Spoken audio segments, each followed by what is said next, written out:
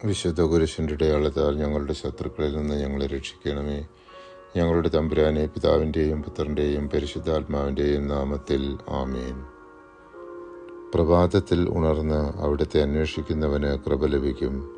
പ്രഭാഷകൻ 32-ാം 14 ദൈവാനുഗ്രഹമുള്ളവരുടെ ആത്മധൈര്യം വിവരിക്കുന്ന വേദഭാഗമാണ് സങ്കീർത്തന പുസ്തകം 23-ാം 1 മുതൽ 4 വരെയുള്ള തിരുവചനങ്ങൾ. കർത്താവാണ് എൻ്റെ ഇടയൻ, എനിക്കൊന്നിനും കുറവുണ്ടാവുകയില്ല. പച്ചയായ പുൽത്തകിടിയിൽ അവിടുന്ന് എനിക്ക് വിശ്രമമരുളുന്നു. പ്രശാന്തമായ ജലാശയത്തിലേക്ക് അവിടുന്ന് എന്നെ നയിക്കുന്നു. അവിടുന്ന് എനിക്ക് ഉന്മേഷം നൽകുന്നു. തൻ്റെ നാമത്തെ പ്രതി നീതിയുടെ പാതയിൽ എന്നെ നയിക്കുന്നു. മരണത്തിൻ്റെ നിഴൽ വീണ താഴ്വരയിലൂടെയാണ് ഞാൻ നടക്കുന്നതെങ്കിലും അവിടുന്ന് കൂടെയുള്ളതിനാൽ ഞാൻ ഭയപ്പെടുകയില്ല. അങ്ങയുടെ ഊന്നുവടിയും ദണ്ഡും എനിക്ക് ഉറപ്പേകുന്നു. ദൈവാനുഗ്രഹത്തിനായി നമുക്ക് പ്രാർത്ഥിക്കാം.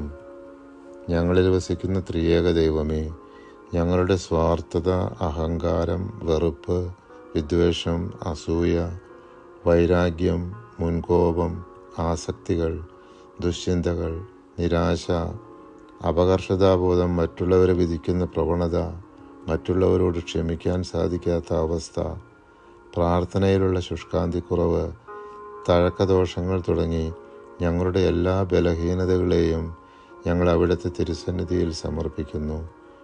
അവിടുത്തെ കൃപാസമുദ്രത്തിൽ ഞങ്ങളുടെ പാപങ്ങളുടെയും കടങ്ങളുടെയും കറ കഴുകി ഞങ്ങളെ വിശുദ്ധീകരിക്കണമേ. ഞങ്ങൾക്ക് നിർമ്മലമായ ഒരു ഹൃദയം നൽകി അവിടുത്തെ അനുഗ്രഹവർഷം ഞങ്ങളിലും ഞങ്ങളുടെ കുടുംബാംഗങ്ങളിലും ചൊരിയണമേ. ആമേൻ.